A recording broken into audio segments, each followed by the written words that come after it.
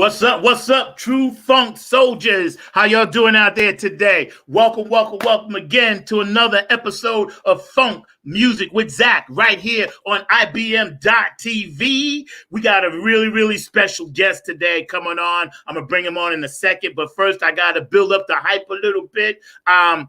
Those of you that always ask me questions about the theme for this show, it was done by a gentleman called Kyle Willis, and I'm gonna have him on the show soon. So he was fortunate enough to write that, and was kind enough to give it to us. Today, I got the man, the myth, the legend, live out of Pensacola, Florida. One of my funk brothers from the way back. Unc to Amun. I'm gonna bring him right on right now. We're gonna chop it up a little bit. This funky brother definitely was back there with the pharaohs and the secrets of the pyramids. So y'all hang out with us, man. What's up to Amun? How you doing, brother?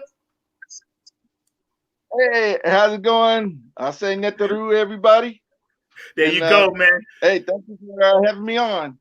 Hey, man, it's a blessing. I follow you so much. Yeah, it's good to be here, though. Hey. That's what's up, man. I follow you and all the good things that you're doing with your music. You got 3 projects that, you constantly been pushing out there, and we're going to talk about that. First of all, man, how are you and your family doing down there in Pensacola, man? And thank you for coming on a little bit earlier. I know there's an hour time difference, so thank you for that. We appreciate you. How are you and your family doing, man, with the whole thing with COVID?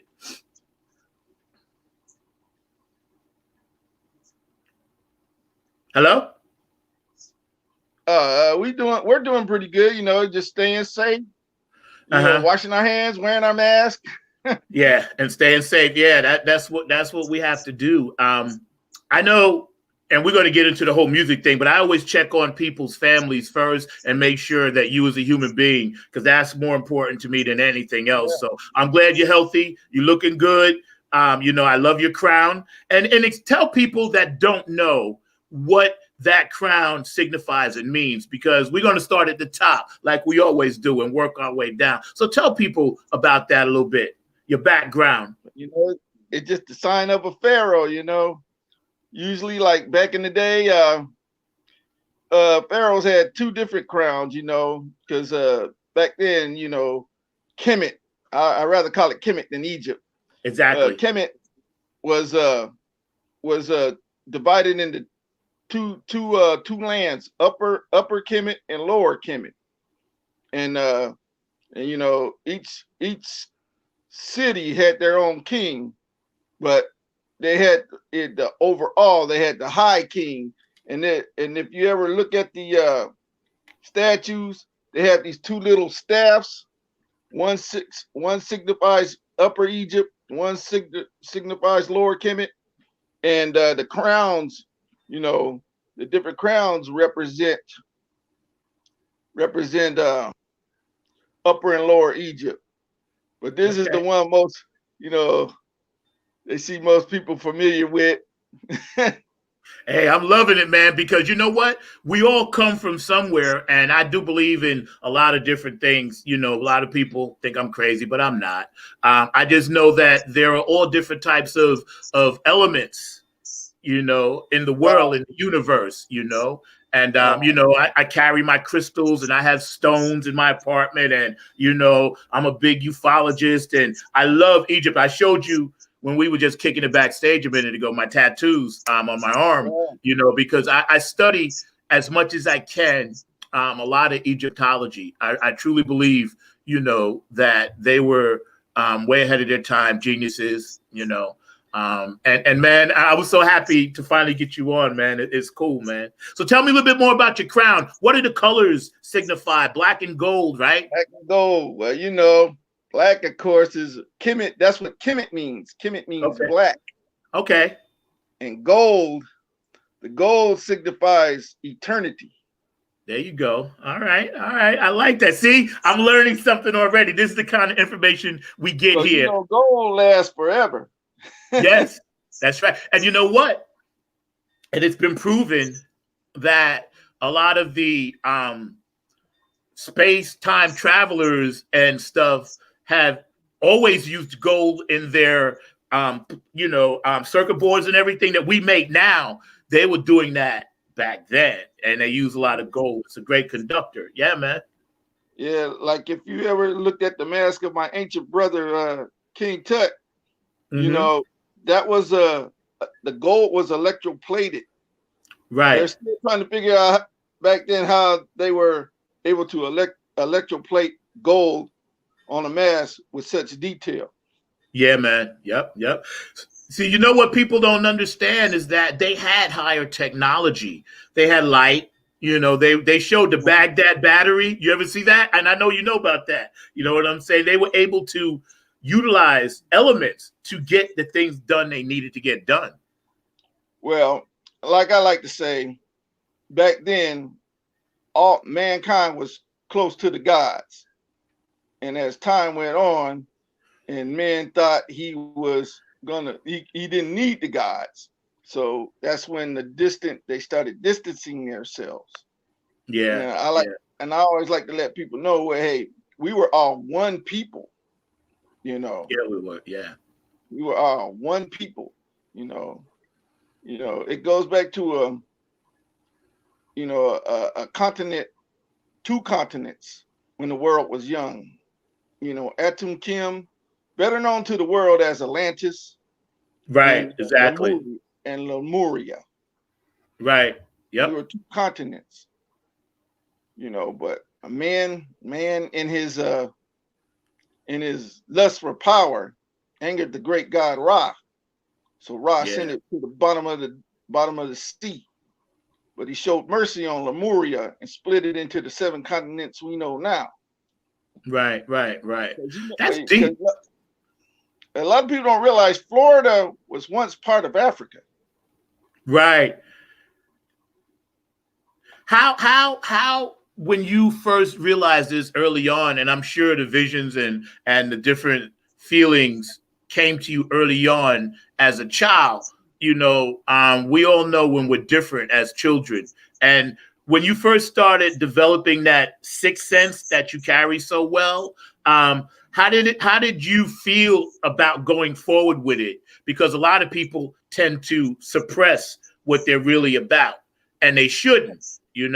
How did you When I feel was about younger, I used to be into mythology, and I read a lot on Egyptian mythology, it? Mm-hmm. and, uh, and like what's as this project. At first, I was going to do like a world music fused with funk, but I think the Mm-hmm. ancestors called me, and the comedic influence came in there, Right, and right, right, and I just went with it. right. I'm glad you did because we need individuality. You and I was talking this week about some stuff and different artists, and we love them all, but we were mainly talking about being an individual when I had made a call to you.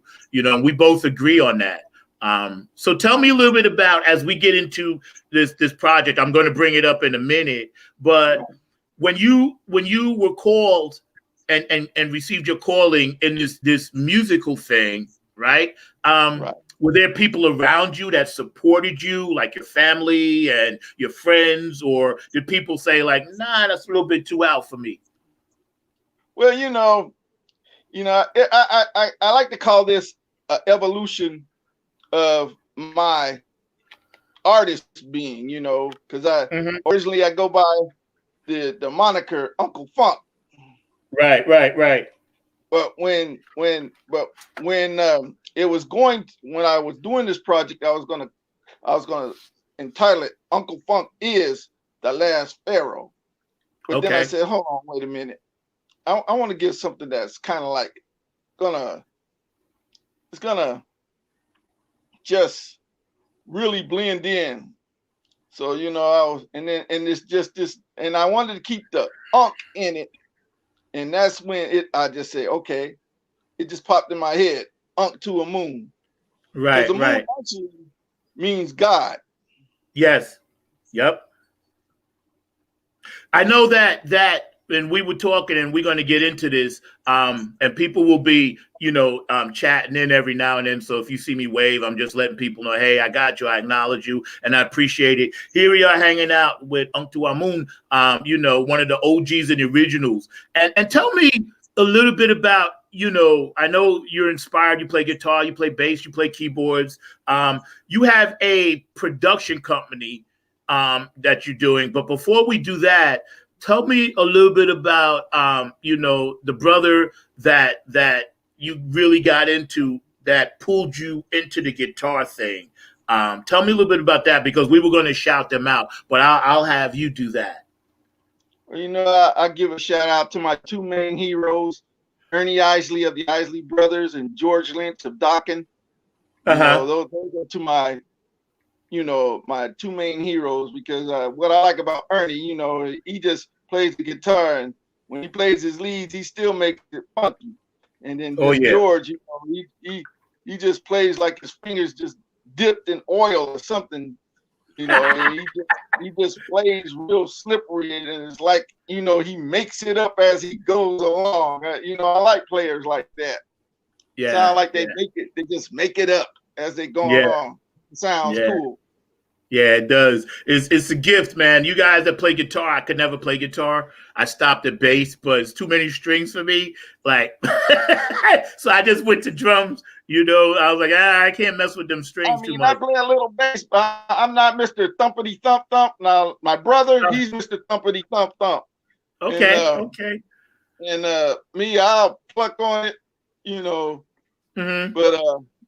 But yeah, I play a little bass. But when I started, actually, my interest in music, I was learning the organ. Matter of fact, my organ teacher is a local legend around here, Mr. Al Martin. Okay. Who's still around. He's still killing it. Yeah. Did you have any church influences?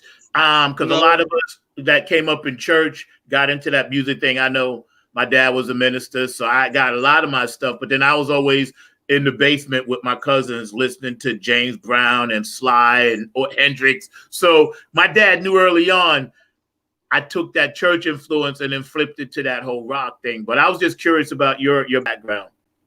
Well, I'm pretty much self-taught. And I'm still learning. You're always a good musician will always be the eternal student. That's right. And like I was telling you the other day when we was talking on the phone, when I heard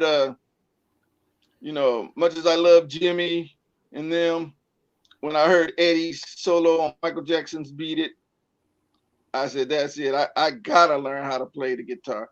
And then when Van Halen came out with Jump and he does his jump solo, I said, man, I gotta learn how to do that. Yeah.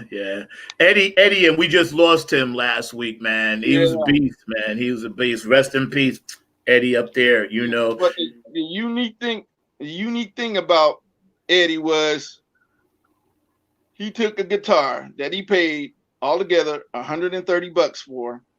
Wow. And set the world on fire. Yeah, he did.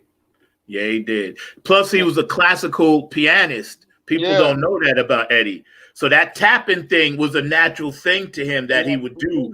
And you know that as a guitar player, man, that's hard to do and make it make sense with the harmonics and the way he bends stuff and everything.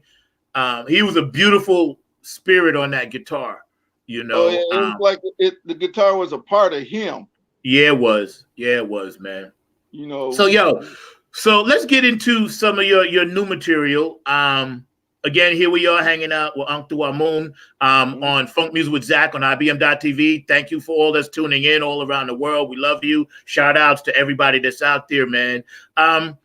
You have a few different projects that we're going to explore a little bit. Now that we kind of, got a little bit about your background. New material sometimes takes a minute for it to actually hit the person that actually wrote it. So when you're writing your songs and you're producing them because you do your own production, do you ever think, well, maybe I got to go back and rework this, or maybe let me flip this to this album just to make it fit? What is your process a little bit when it comes to laying your stuff down? Like one of my heroes, once again, Prince, I just make a bunch of music and, I see you and I'll go through some of my tracks I already recorded and see what will go with the project I'm doing. Right. Okay. Okay. And like the main single off my current project, Pure and Uncut, the true light of funk. That Mm-hmm. that was you know, it went through changes. Yeah. It went through changes. It originally started as, I wanted to do my own version of Trinidad James, all gold, everything. Right. Right. Right. But then it changed throughout the process, and then the final product. I told you this the other day. I had my nephew Vince Bottom. Shout out to my nephew out there, Here we go. incredible musician in his own right. Ooh. We was in here. And I said, nephew, I'm gonna play this, and I think I'm off a couple of notes. He said, all right, let me hear it. And I play it for him. He's like, yeah, I can hear that. You want me to fix it? That's my fixer. I said, yeah, fix it. And then, he plays the electric piano and keyboard bass, and like I said, he's killing it. Yeah. And I just do the vocals, drum programming, and laid the guitar that was already there, and the result is what you're gonna hear in a moment. Yeah. Well, you know what? While we're on this subject, let's go ahead and hear it. We're going to listen to 2 tracks from there. Then we'll come back and listen to 2 more. So turn us on to that, Unc, and then we can go from there, man. And believe me, loving your garb, bro. Loving your crown. Loving your crown, man. Loving it, man. I want to reach through and steal it. I want that, but it's not meant for me to have. Yeah, this track, Pure and Uncut. I Yes, like to feel, and like, at the end of these songs, I do it. I added a little quote. I call it the little monk quote. All through the ages, the light has been hidden.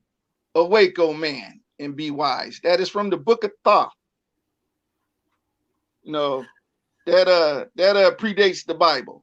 Yes, it does. A lot of things do. The Sumerian, Anunnaki, and everything else, even though I'm totally understanding of it all with the Bible. But there are a lot of things that were predating that as well. Yeah. Here we go. Let's roll with it, brother. Unto Amun. The Last Pharaoh is his new project. Unto Amun, the last pharaoh. And I bring the light. The light. A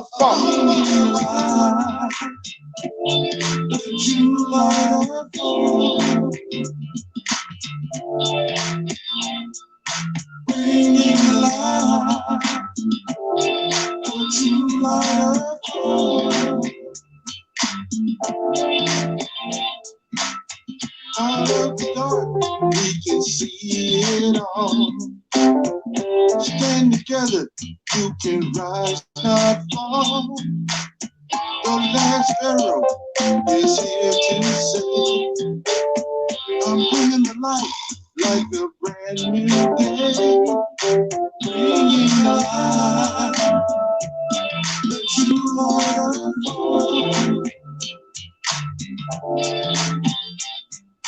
Bringing the light that you are.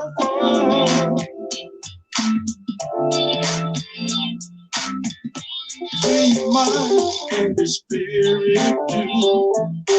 The funk is here and it's good for you. No more sorrow and no more pain.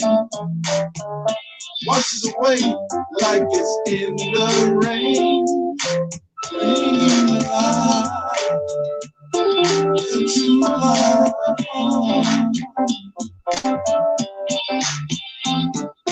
Bringing the light that you are.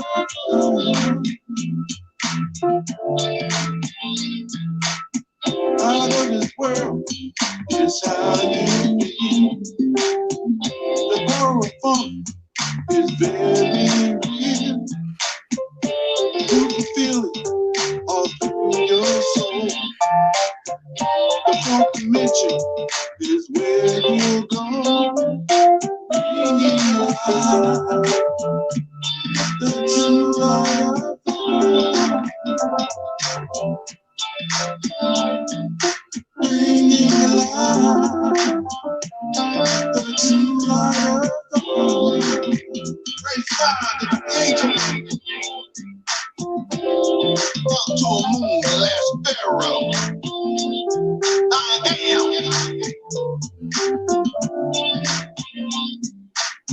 keeper of the true funk energy, bringer of the true light of funk to the universe.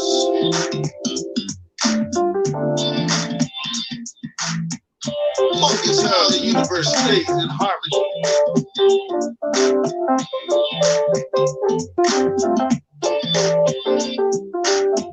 Wishing all funkiness,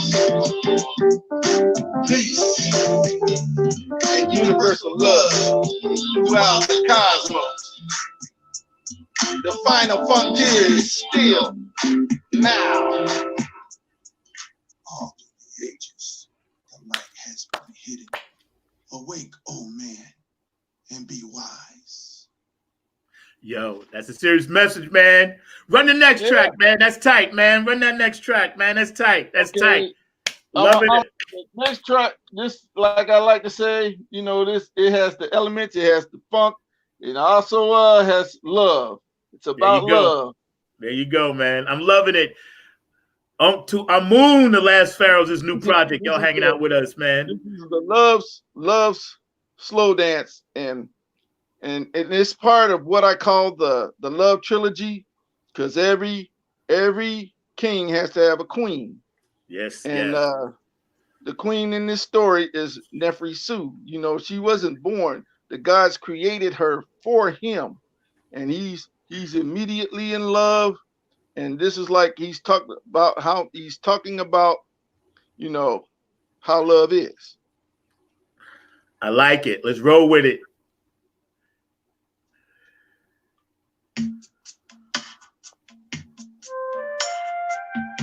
Love is infinite as the universe, and as is your view, my queen Nefri. And on our journey, we will discover love together. Come, my love. Dance with me. You are ever eternity. I waited for you. Can't you see? You are ever me for you, and you for me. You are more beautiful than the planets and constellations. He who sees all made you the perfect creation. I hold the heart of the universe in my arms. And you hold the heart of a pharaoh in your hand. The last pharaoh. Dance with me. You are heavenly. Eternity. I waited for you. Can't you see? You are heavenly. Me for you, and you for me. You are more beautiful than the planets and constellations. He who sees all made you the perfect creation. Praise God as we dance and play among the stars. Love makes the universe shine twice as bright. And we will spread that love throughout the cosmos. Dance with me, you are heavenly. Eternity, I waited for you. Can't you see, you are heavenly. Me for you, and you for me. You are more beautiful than the planets and constellations. He who sees all made you the perfect creation. I discovered that love as well as pure energy holds the universe together. And living in love makes it eternal and everlasting. Like my feelings for you, my queen. Yes, love. Dance with me, you are heavenly. Eternity, I waited for. For whomsoever is led by his heart shall never lose his way, for this is the will of Amen Ra. Yo, that's tight, man. Let's talk about those two cuts for a minute. And we're going to come back to a couple of more. But first of all, man, it sounds amazing. I love your work with the colors of all the music that you're doing and that you do. And that particular cut, as soon as it came on, I could actually be in the desert. You know what I mean? I could actually be walking through the sand. I could hear it. I could feel it. You know, that's why I just closed my eyes and I had my eyes closed. I was just rocking to it, you know? So your concept and the thing that you do is amazing. And again, here we are with To Our Moon on IBM TV, Funk Music with Zack. And when you're creating your colors and you get the vision of how you want your music to sound, when you're laying it down, do you go drums first or do you do keyboards first? How do you actually build what it is that you create? I'm just curious. Well, you know, building a song sometimes is like building a house. You got to have a foundation. Your drums is your foundation, and then you know, I lay down the melody to go along with it, and just take it from there. Okay. Oh no, go ahead.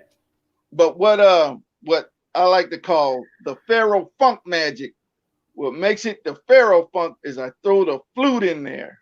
Yes, yes, that's what it was. I could hear it. Yes, it's very hypnotic. You know, it has that feel, and it definitely takes you to where you wanted it to go, because it took me instantly as soon as I heard it. You know, I was like, okay, I see. You know, you could feel. You know, because music is felt before it's actually heard. Yeah, you know, so. you want people to see the music, envision it as well as hear it, and you know that's what I try to attempt. I like to say my funk is going to free your mind. It's going to enlighten your spirit. You know, that's creating the true light of funk with the pure funk energy. Yeah. So on a side note, we was talking off air, and I want you to tell the fans a little bit about that Prince story you told me about him and Rick. Nothing on the negative, but just how, you know, what we were saying. Well, I found that pretty cool. You know, Rick got one up on Prince with the Mary Jane Girls. When Vanity 6 came out, you know, they looked good, but they really couldn't sing. Rick, he did one up on Prince. Right.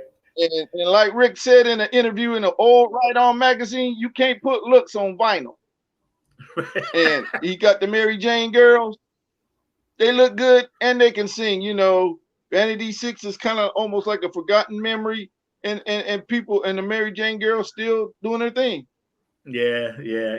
Prince and Rick, they had their little riff, man, and I ain't gonna get into all of that because I keep it real. Excuse me for a moment, my friend. Go for it. Getting low. I'm gonna get the cord so I can plug it in. Go for it, man. Go for it. Excuse You me, do you. everyone. You good, man. Here we are hanging out with Uncle Amun on IBM.TV. He's debuting his new music, which is on his new album, The Last Pharaoh. And you can find him at www.unkfunk.com. UNKFUNK.com. Go check out his new music. It's also got, two other projects that's on his website. The brother's down in Pensacola, Florida. He was nice enough to join us today. And we get into a little Egyptian history. We get into a little, things about what his music represents and how, it represents what he feels inside, which is what music is all about. If you got a birthday out there today, know that I love you. Happy birthday. Please wear your mask and stay safe and all that good stuff. And now my man, Mr. Uncle Amun, is back with us. So it's all good, brother.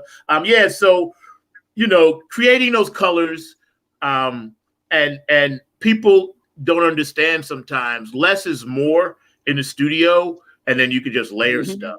And it took me a minute to figure that out. Once I did, it was kind of cool. I had a lot of help. So is there anyone else with you that does your production, or you do everything yourself besides, your nephew that you mentioned? Well, like I said, the only person I'll give control of this studio to is my nephew Vince Puncho Bottom. Because he's been close to the industry. He's produced artists like the Sons of Funk, Urban Mystic. As well as a few of the local artists here in the area. I mean, the man knows the music business.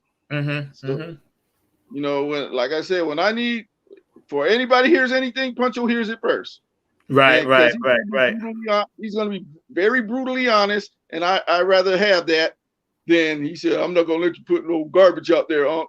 There you go. That's what's up. And, I'm like this. It's going to be garbage. You're going to lose your audience. You don't want to cheat your audience. You don't want to cheat your listener. Right, exactly. You set a standard for yourself and your music, and you have someone who's going to be brutally honest. Yeah. I mean, I'm my own worst critic. I don't like everything I do. I might record something one day, listen to it the next day, and say, did I do that? Let me fix it. Let me try to fix it. Yeah. I agree with you because there's like, I rarely like anything that I ever do. I just don't. And it's not because I lack confidence. It's because I always think I could do better. But then that's why I got, I give producers my credit because I don't produce my own stuff. I just send them my ideas and my tracks, and then they do the production. Then we go in and sit down, put our heads together, and make it work like that. Because there's things that I hated that my producer Kevin's like, no, that's good, keep that. And I'm like, really? And he's like, yeah, man, that'll work. And then when I hear the final project, I understand what he means. So we're going to get back to the next two tracks coming up in a minute. But tell me about your Layman guitars and your new launch Pharaoh guitars that are coming out. Okay, well, let me pull one up here. Yeah, man. Let me pull one up here. This is a Pharaoh custom. Okay. So you build your own guitars. Yeah, I don't cut the wood out, but I will order the parts and put the touches. I'm trying to make custom instruments without paying a high-end custom price. Right. And they look good, sound good. I got quality parts on them. And like I always like to tell people, if you ever pick up an electric guitar, and if you don't hear that a nice acoustic ring to it, and feel the guitar itself vibrate, it's garbage. It's crap. Right. And that's a good lesson for a lot of the young people out there that actually do go shop. So for all y'all out there, if you want a custom made guitar by this man, he will make one for you. And I'm sure you will put, the specs in. The only thing I don't do is like any lutherie work, any real lutherie work, I'll take it to the guitar shop and let them do their lutherie. But other than that, everything, I put it together. and I test them out. And Right, these right. two here, the ones that I got here, this is my number one Pharaoh. Let me see it. Okay, let me get it here. My number one Pharaoh. All right, here we go. This is my number one Pharaoh Gold. Okay, okay. And that's your baby. Yeah, I mean, shoot. And I see it. Yeah, man. I love that finish on there. Right at the bottom. Oh yeah, yeah. The eye. Oh wait. The eye. But, you know, I have to give a shout out to my graphics person, Yes. Penny Butcher, because she did the. Let me see if I can get the logo. Oh yeah. That's tight. Yes. She did the logo. She also did my my last Pharaoh. She does what I call the Pharaoh art.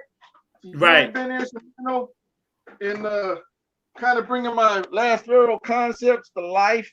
You know, she did the front and back covers of my CD. Mm-hmm. You know, and you know she's been real instrumental. I had to give her a shout out too. Okay, Shout out to your friend, my sister. Okay, all right, there you go. So it's sometimes, you know, when we have a team of people and you have your concept and your team and your crew, you know, it makes for a better overall project because we all need somebody, man, along the way, man. And like, you know, I don't do it by myself, you know. I don't. I got I call a team, you know. Ginger Lachlan, who my webmaster, maintains my website, you know.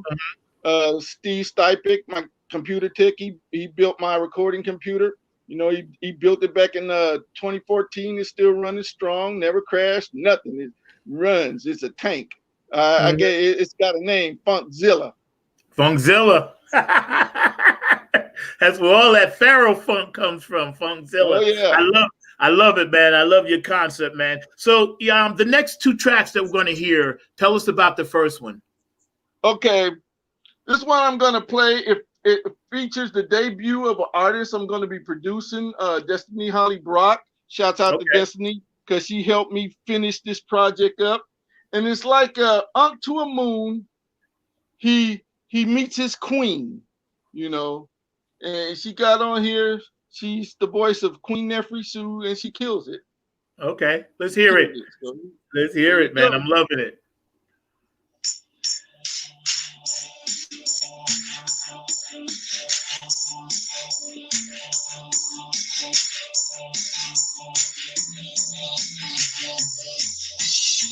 Who is this vision of infinite beauty that appears before my eyes?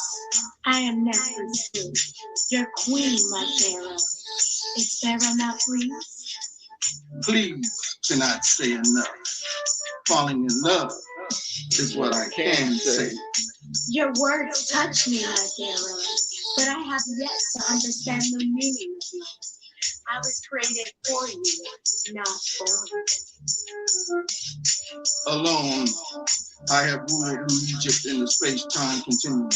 Alone have I watched the universe from Jubal to Alpha Centauri and all worlds in between and kept harmony with the true funk energy given to me by the gods themselves. But it's all in peril because of man's pettiness on the earth. Now I must make that journey. You don't have to make that journey alone, my Pharaoh. Allow me to be at your side, to comfort you, to love only you. The only answer to your words is yes, my queen. We will learn about love together as it should be. Come, my queen, dance with me. She was created for him from the stars of the constellation of Cyrus built and given a piece of the soul of Queen Nefertiti herself, given the wisdom and power of the goddess Isis, infinite beauty and wisdom personified. For this is the will of Amun-Ra. That's it. It's a short little skit track. All right. But that's how. But it that's the reason why it took me 2 years to do, because I was looking for somebody who could do the voice. And Yeah. Destiny came in, and she killed it. And so now I'm going to be, hopefully, I'm written some music for her. Hopefully soon she'll come. I'll produce EP with her on it, and you can really hear her talent. She's definitely a diamond in the rough.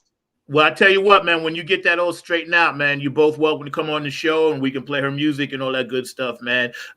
One of the people that's, into this whole spoken word thing is a friend of mine, Lady Rochelle, George Clinton's niece. She lives down here in North Carolina, right? Do you down in that area, and your music has a lot of elements of the spoken word into it. I love it because it paints a really vision picture.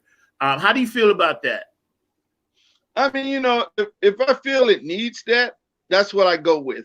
And if I need to just sing to it, I do that. Whatever is going to make the song stand out. Right. Are you tied into the spoken word scene down in Florida? Not really, but we do have a spoken word scene, and whatever the music needs. And I always say, any spoken word artists out there want me to do some music for them, hit me up. Right. Yeah, because I love the fact that it's given me this really crystal clear visual. Your music is great, I love it. But man. Say, the music, this project, I like to say, has spirituality, Egyptian mythology, sci-fi imagery. It's got elements of jazz, neo soul, rock, and it, and I throw the funk in there. Yeah. I like that, man. When you was working with this young lady, and you told her, and she came in or whatever. Obviously, she has a beautiful voice, man, and she does have that queen image voice type, that vibe, and obviously you guys work well together. Man, that was the one take. That was one take. That really, we didn't know. Wow, that was first take. You hear the first take. She did it flawless, no mistakes. Me, I had to cut off, go back. Right. It was flawless. Yeah. How do you, if you had some advice you were going to give to a lot of young people about this music game and how to be in it, artists that you worked with or have worked with, what would you tell them about how to just never give up and stay strong, and continue to push through? What would you tell them? Because that's a very important subject for me, helping people push through all the time. It's never late. It's never too late to dream. You're never too old to have a dream. I'm 57 years old, and I wanted to be an artist all my life. Right. I played music, and I always wanted to be a professional musician. But life comes in. But but it's taught me one thing. You could, that major industry is one thing, but to be your own artist, you learn to build your brand, learn the business part of it. If you want a legitimate label, get your business license. Have your songs copyrighted. Having your own legit business, your stuff is automatically copyrighted. Yeah, and publishing. And then just have, BMI, ASCAP. I'm an ASCAP member. Register your songs through there, because that way that's worldwide. And then anybody use your songs, you're entitled to royalties. Right. Publishing is very important, man. So many people sleep on that. Yep. That's it. See, take a tip from Michael Jackson. He owned half the industry's publishing rights. Sony owned the other half, but he owned the other half. Right. That's deep. So he was making money. They didn't call him the king of pop for nothing. Right. He had his hand in the pot. Yeah. Yeah. You know, And and the man that showed him, he got the rights to his music, Paul McCartney and the Beatles, you know? yes. That's right. That's right. You know, it's funny because a lot of people think that's what happened to Mike because, you know, he had too much of the business, and you know how we'll get into that on another show. But Yeah. sometimes they don't want all that. You know, I'll just leave it at that. The industry, that industry, they don't want any more icons. They don't want anybody that getting high like that.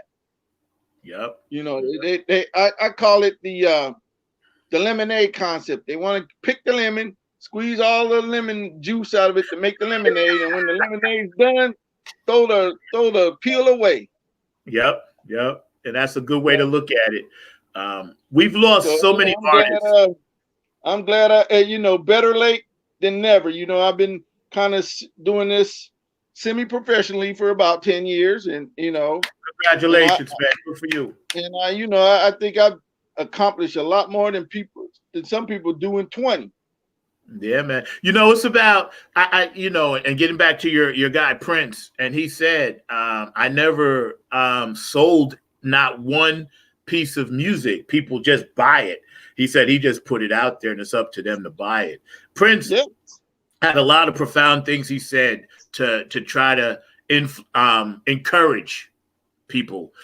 People just have to listen to his words and his music. He was constantly encouraging people and giving them a blueprint on how to succeed as an independent artist, you know. And when he came out with the disc Emancipation, you know, I listened to that thoroughly. He had Larry Graham on it and he had other people on it, but he was telling people, listen, I'm emancipated. I have my own stuff now. I own all my stuff. And that's what you're saying. The MPG records, you know, but and that's what the understand. See, the industry, the people on top give you the money. Yeah. So me as an independent artist, everything comes out of my pocket. Everything is if I got the budget to do it, I do it. Right. Yeah, I understand that. So let's get to this last track. We're listening, hanging out again with Uncle Amun. His new project, The Last Pharaoh, is off the hook. Y'all need to go check it out at www.uncfunk.com. So we're going to listen to this next track and check it out. We got about maybe 10, 15 more minutes to hang out with you. I got a hard out at about 1:05, but like I said, you're welcome to hang out on the round table after the show and kick it up with everybody. Yeah, man. It's cool, man. To me, it's one of my favorites. It's called The Pharaoh Speaks. And it's like he's speaking out to the universe. There you go. He's awakened. He's getting ready. He hears the universe calling him. So he's going to but this song was originally on a video that my nephew shot up me called The Funk Monster Does Exist. Right. But I took it and I turned it to The Pharaoh Speaks because it got I do spoken word on here too.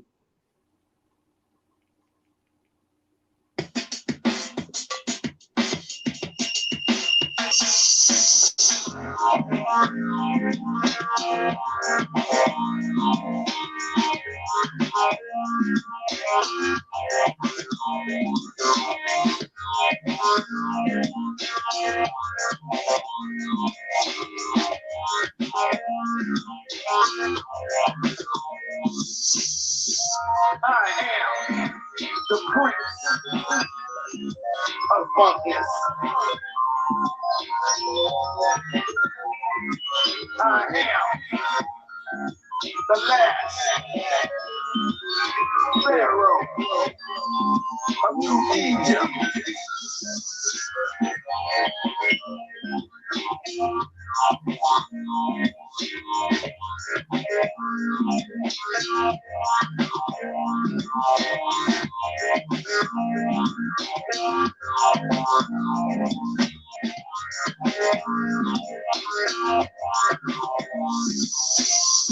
The final frontier is now.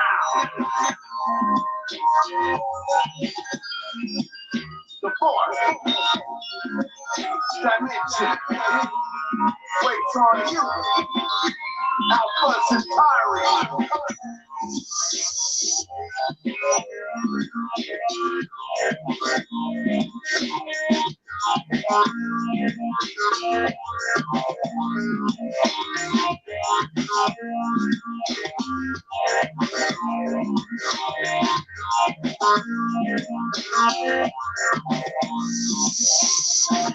We talk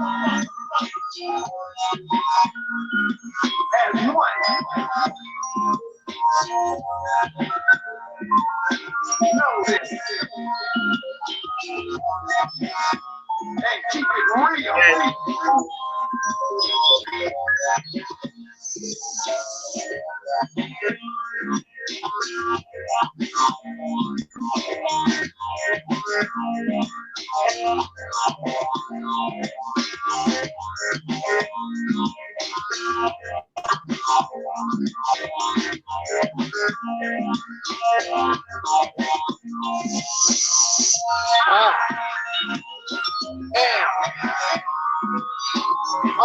To a moon. Hey.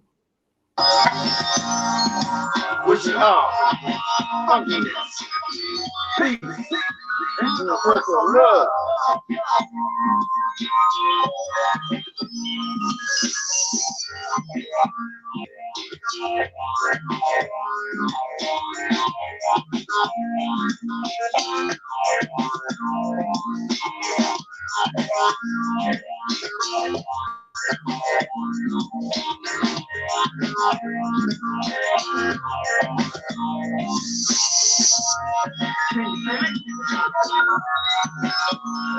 I know you feel it.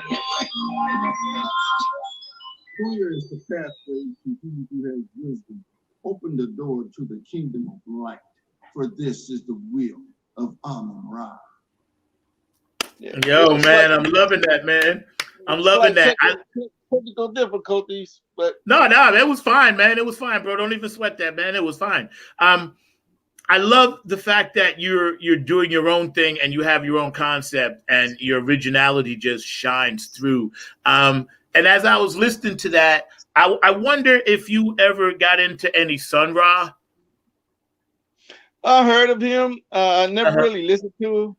But before, if you get a chance, read his book before you get into his music. He's got a book out called Space is the Place. He got several, but that's the one I have, Space is the Place. And also, if you get a chance, there's a gentleman that plays with us sometimes, Andre LaSalle, but he plays with the Burnt Sugar Orchestra. But, you know, that element of what you do has so many elements from different artists that I hear that comes out of you, you know, because that's what you are. And I was just curious because I was like, well, wow, when I hear those synthesizers that you know, type outer space cosmic feeling that those synthesizers give, it kind of touches different chakras in our body. And I know that's where you're going and what you're doing. And I just want to tell you, man, your stuff is amazing, man. Here we are hanging out again, you know, with Moon, just chilling on Funk Music with Zack on IBM.TV. We're going to kick it with him for about another 5 minutes, man. And then, we're going to end the show, as we always do lately with Bootsy Collins' video Power of the One. And as you know, this Friday is Bootsy Collins' birthday. And I know we talked about this as well. He was like, yeah, Bootsy's the man, you know. Do you ever get a chance you're down in Florida where George and them are at to work with any of those artists off the mothership down there? No, but I did. But I am close with one cat down here who actually sat in with George at one time. His name is Larry Lamont. We call him Pink. He's got a band that's called Knee Deep. Okay. Yeah, I heard of Knee Deep. Yeah. He's got a band called Knee Deep, and he told me a story that when George needed a bass player, he stepped in because I think he's from the DC area and George was playing at playing that area, and Pink stepped in, and George paid him $500 a song. Yeah, man. It's funny because that whole funk thing, that we all are into, and obviously we all got into other stuff as well. But, it's amazing how it has just continued to grow. You're part of that. It just grows. We all come from it. It just grows, Well, like I like to say, I don't believe in that outdated phrase, keeping the funk alive. Right. If you go by that, you killed the funk already.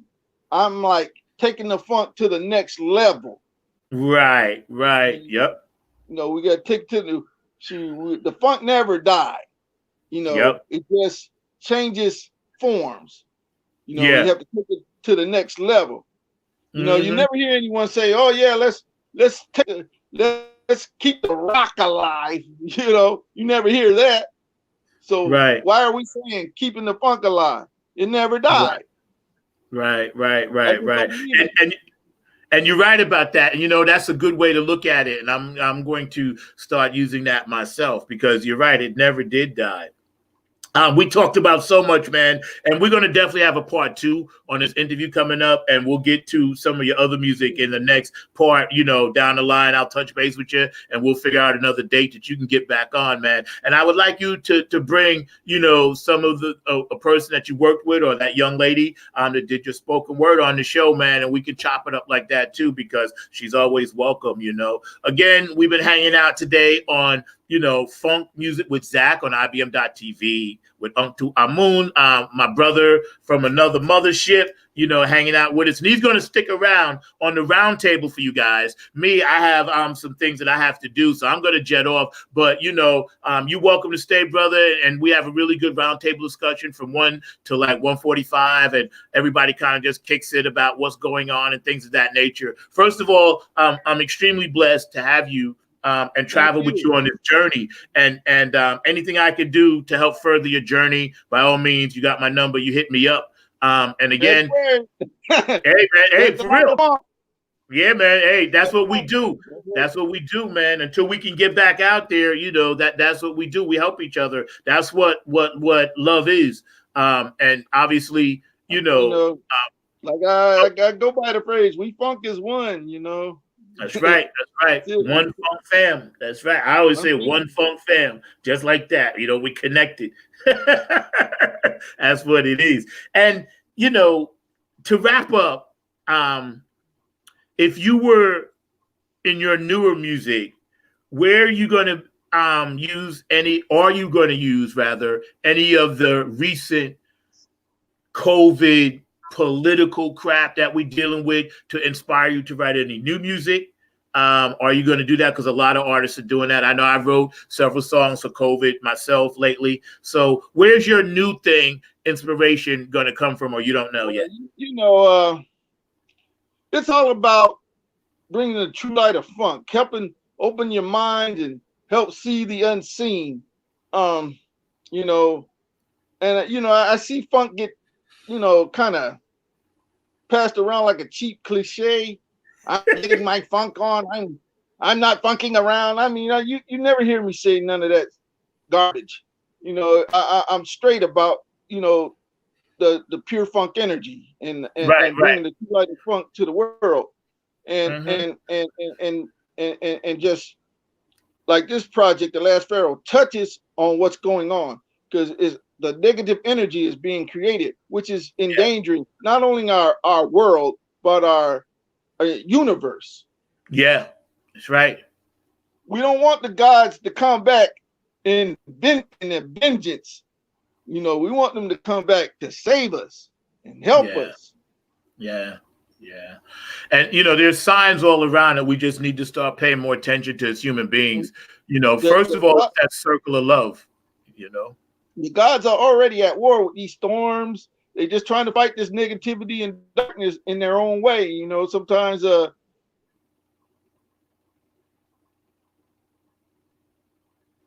lost your volume.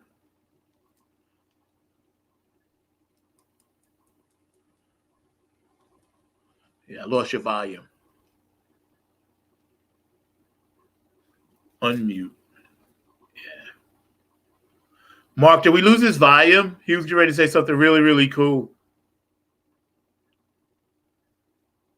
Like I said, let me bounce off and everything. But yeah, I'm not sure what was going on with the volume. I could definitely see he was getting ready to drop some serious knowledge to us and all of that. Good on us. Yeah, I got to get that. We got to get that. See if we can get him back on. We lost your volume, Unc. We lost your volume. He's got his mic on mute, which is cool. But yeah, he's getting ready to like really give us a good nugget, a good tidbit. But he's gonna hang out for the round table too, you know. Cool. So we're gonna have him hang out for the round table and all that. Hopefully he'll come back and give us that nugget of wisdom that he was about ready to drop. I don't know what was going on with his technical difficulties and all of that, but I know one of the things that you love ending with and that Kim is a big fan of is that power of one. So we get ready to hit that power of one and all of that. Mm-hmm. Yes, absolutely. Yep. Boosie Collins, Power to One, his big birthday bash, October 23rd is going to be tight, y'all. Go to www.bootcave.com/tickets. Ticket prices vary from $10 to $35 to $60. You get a different package with each one. I'd like to thank the man behind the glass, my main brother from another mother, Mr. Mark Lee, chilling with us today on IBM.TV. Please stay tuned for this Serious Funk roundtable that they're going to be doing, and I'll be getting out of here. I got things to do, but I love y'all. Thank y'all for hanging out on Funk Music with Zack on IBM.TV. I'm your host, number 9.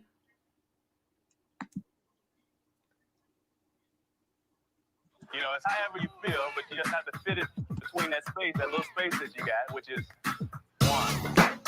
You know, 1. You know, 1. And then you would try to fit your different notes, but you felt in between it, like, you know, and that's the funk. You know, you know, and you can change that. You know, and that's the funk. And you can change that.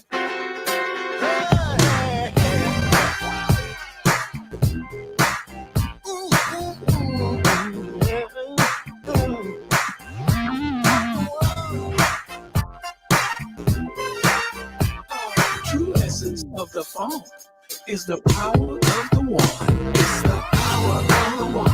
You know this funk has just begun. You can lean on me. Let your mind be free.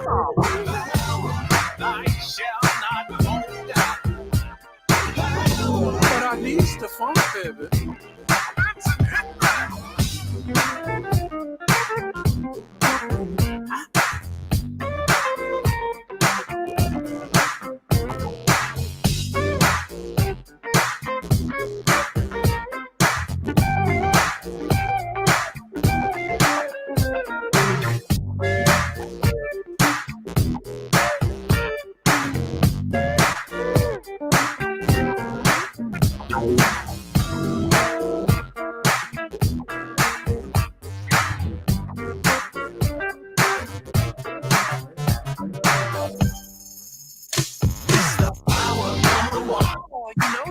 Okay, there you go. Y'all should be able to hear me. We good. You can hear me now? We got you. Yeah, like I was going to say. So, like I was going to say. One minute.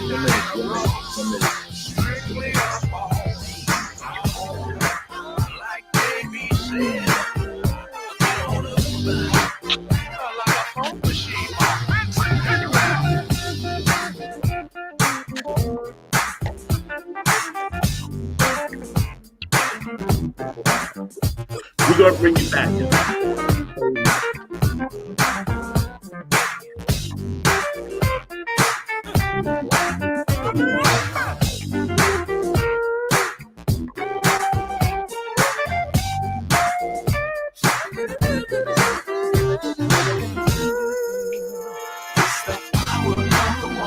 You know this funk has just begun. You can lean on me.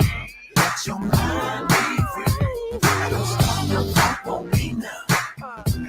You know the essence of the funk. The essence of the funk is the power of the one. Don't stop the funk won't be now. The essence essence of the funk is the power of the one.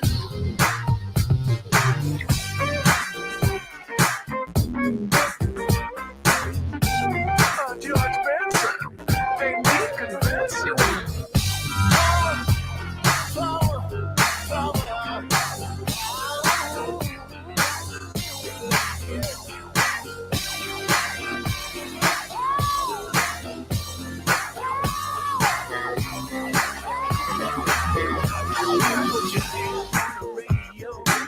And let the vibes flow through. It ain't too many things that the funk can't do. Never underestimate the power of the one. Just jump up to your feet now and read the power of the one. You know this funk has just begun. You can lean on me. Let your mind be free. Oh, we funkin' on a roll call. The essence of the funk is the power of the one. Tell me, are you mud feeling good like I know you should? Look at this, it's jug, all right. Keep the body bumping, funky, don't stop. Gotta keep it going all night long. Have a blast, not to smash, but the roof down off this mother. Party up, y'all, to the bar, to the dollar, get it loose, this baby, mama. To feast on the one. You give me the power of the one. And what I think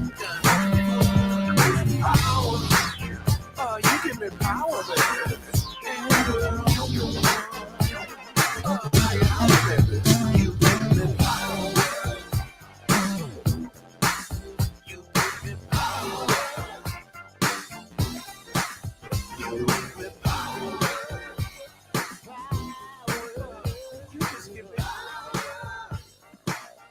And remember, the true essence of the funk is the power of the one, Bob.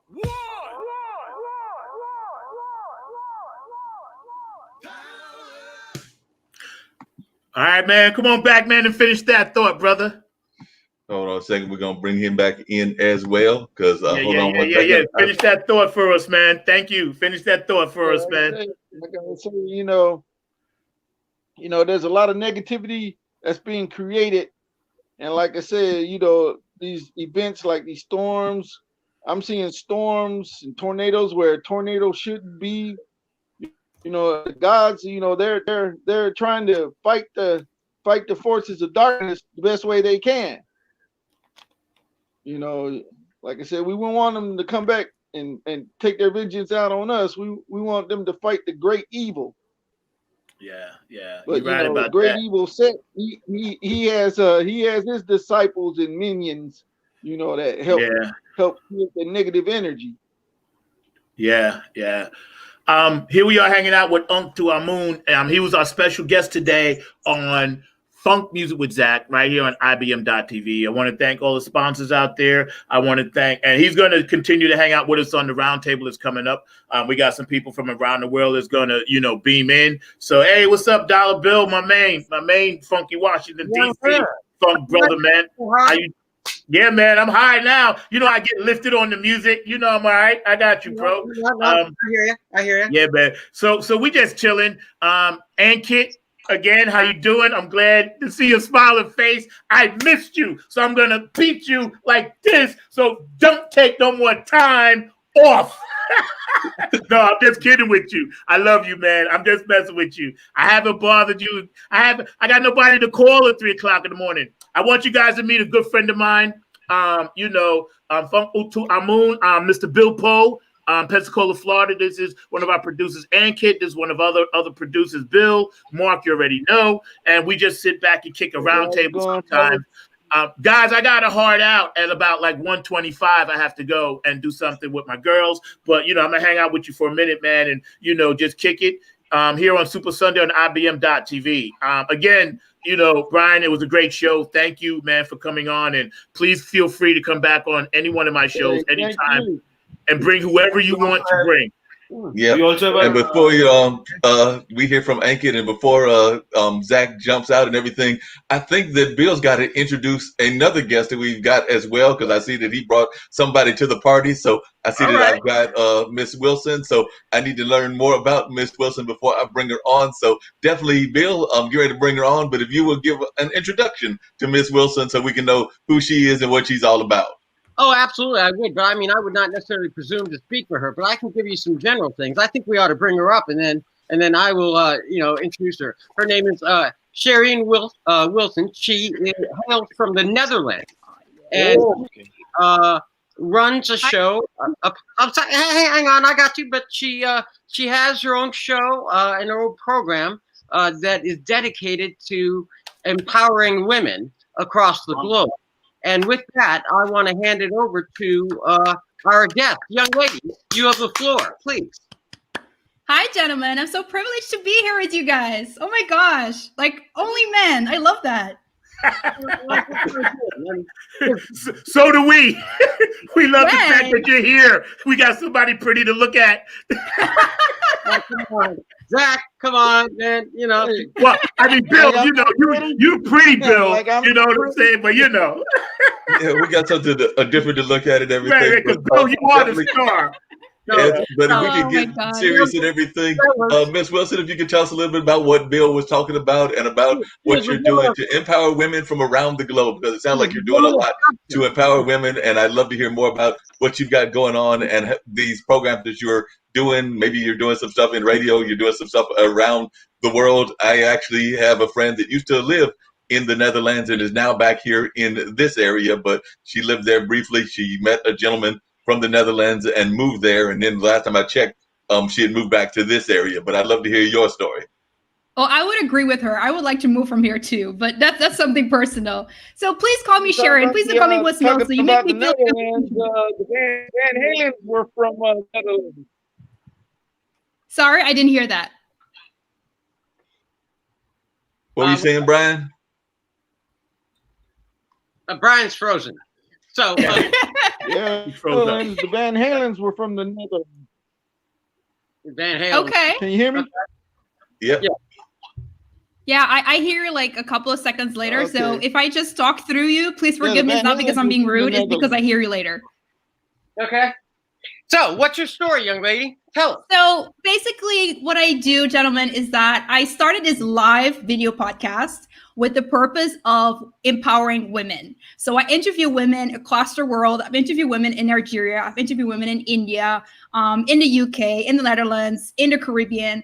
And I just want to keep going on this international path that I am. And what I basically do is talk about different topics when it comes to women empowerment. Specifically this month, which is why I'm dressed in purple. I have purple nails, purple lips, purple shirt or blouse, is because October is the month of domestic violence awareness. In case you haven't known Annette, now you know. And I have been speaking to amazing, powerful survivors of domestic violence that talk about the work they do in different parts of the world. So today I had an interview with a very amazing woman in India who in Bangalore is having this foundation that she educates women, but also families, and teaches women how to be entrepreneurs so they can own their own money and have that financial freedom so they don't have to depend on their husbands in order to live in a domestic violence situation. So, I mean, it's so incredibly amazing, the women that I meet, the work they do, and I'm just ready to keep going and do more and more. I'm like super, super excited to continue on this path. Awesome. Thank you so much. Thank you so much. Appreciate it. See that? Listen, it's called empowerment, bringing a woman of substance from the Netherlands to power. Take that, fellas. What do you guys got? Hey, I'm all for, I got 2 daughters, so, I'm all for the empowerment of women. Sherry and I have a daughter that's 12, soon to be 13, and one that's 16, soon to be 17. So I'm all about that. Their mother's a strong woman. I constantly uplift, women's rights and things of that women are involved in. And I'm just so grateful that, Bill was able to get you on the show and you're here with us now. So welcome. And anything I can do to help you, it's all good. Actually, she has a very good story. You were born where? How did you get to where you are? The giver of life. Yeah. Sorry, what was the question, Bill? Well, actually, I think Brian said that women were the givers of life. Did I get that right? Yes, we are. Yes. Yes, we are. We are powerful. We give birth to a human being. We produce life. And I think a lot of women are not aware how powerful they are. We have to appreciate the givers of life. Yes, we do. And that's the goal that I have with this live podcast. I want to bring women aware. I want to waken them up. I think a lot of women are asleep. They have no idea how powerful your voice and your presence can be. And I know what it's like when you don't feel confident, when you don't feel, oh, you know, I'm just a simple woman. I'm just ordinary. I won't do anything. It starts with one person. It starts with being courageous enough to put yourself out there, present yourself, and do the work. It starts with one simple person. And once you grow and you learn to love yourself and be confident enough, oh my gosh, the things you do, so powerful. And that's what I encourage all women to do. No matter where you're from, what your background is, what you have been through, you have power to do anything you want to do, so long you put your mind to it. Ankit, you had a question. So, hi, Sharon. This is Ankit. I'm from India, and we work on IBM TV with Bill and other people. These all are our family on IBM TV. I have a quick question for you because you said that women empowerment and you are doing a lot of podcasting and interview with women. And we also celebrate a lot of Women's Day in terms of Women's Day or maybe Daughter's Day, International Women's Day. I mean, there are different days what we celebrate. But if I ask you a basic question that how should we celebrate women, what would be your answer? I would say, I mean, your question comes from a man perspective. Is that correct? No, Yes. generally, but in general? I mean, in general as well as, I mean, from the perspective of a different Okay. point of view. So in general, I would say we need to acknowledge that women are powerful. That's the first start. I think it's still, unfortunately, 2020 is still a world where men are predominantly doing everything in the economy, everything in politics, everything in the corporate industry. And it's time that we start to acknowledge that there are a lot of women that are powerful, that are intelligent, that are competent, that are accomplished, that are experienced, and that can add so much value to the world. And when we start with that, by providing more opportunities for women, that's a great way to start. So start really empowering them by allowing them to speak, allowing them to be themselves, allowing them to show up, and encouraging them and respecting them and valuing them instead of, you know, just trashing them or throwing them down. And I think it also starts with us women by saying, you know what, I'm going to stop making wrong choices. I'm going to stop being with douchebags. I'm going to stop making terrible choices that affect me and my family. I'm going to own the crown that I deserve. I'm going to wear it with pride, and I'm going to do what I do best. So it's both the women and, you know, the men as well. That's a great advice that you gave to everybody and everything, because I agree that that's something that we have to do on a regular basis. And actually, Bill just said something very powerful and everything. He was acknowledging some of the folks that he's known in his life and everything. And I know that that's also what Zack has done. And that's something that I've done on this show as well, because I always talk about my mother, who was actually a very active in the nonprofit world and was a leader of a major nonprofit here in North Carolina, and definitely one of the loves of my life and everything. And definitely, I'm not afraid to say that about my mom and my aunts, because I'm actually very much close to my aunts as well, who were involved in a number of things, including one who passed away several years back. There was a major educator between Virginia and New Jersey. So I think that we have to acknowledge those women that are in our lives and things of that nature. But one of the things that I would also add to that is that we also have to encourage the young women. I know that my younger brother is involved with a young lady who definitely I have a great deal of respect for, Celia Ponder and everything. But her daughter is actually going to college right now. She's over at East Carolina in her freshman year and everything, but she was always one that was encouraged to be have that very powerful role at a very young age. And even now, she's got some very serious ambition. So I think that that's one of the things that we need to do more of, is encourage our young folks to actually step into their light, step into their power and things of that nature. So would you agree with that? Definitely, Sherry Ann? Absolutely, 100%. You know, one of the key core of women empowerment is education. So, you know, women empowerment has a lot of aspects. One of them is education. The other one is having the financial independence, because I think a lot of women in different countries depend on their husbands, depend on their families, because they're financially not able to support themselves. And the third one is that we need to teach women to be more confident. Because I think women grow up with the perspective that, oh, they're not good enough, or, oh, the men are better in this, or, oh, well, I'm not sure if I'm able to do this because, and before me, this person's, didn't succeed, or whatever bad example they have seen. So, there's a lot evolved around that, but the core is definitely education. Did you know that statistics show that women who go, young girls who go to school actually have better opportunities, better pay, and in some countries, even the risk of getting pregnant and getting married at a young age is way lower. So education is so powerful. Yep, definitely agree that education is very powerful, and we need to Speaking have. as a musician, Yes, Brian. yeah, speaking as a musician, I don't like the way women are portrayed on the, on popular music, as far as like degrading them and everything. I make it a point, there's no obscenities, no degrading of women on my music. It has no place, and it never will. I'm from the old school. You give women a little respect, because you respect your mother. She is a woman. Thank you, Brian. Facts. I appreciate that so much. I appreciate that. And that's something I definitely always highlight. Go ahead, Bill. You want to say something? Yeah, listen, I appreciate this kumbaya and stuff, but I want to hear about what's coming up this week. What do we got going on? What are we doing, and what are we thinking about, if you don't mind me? Because Go ahead.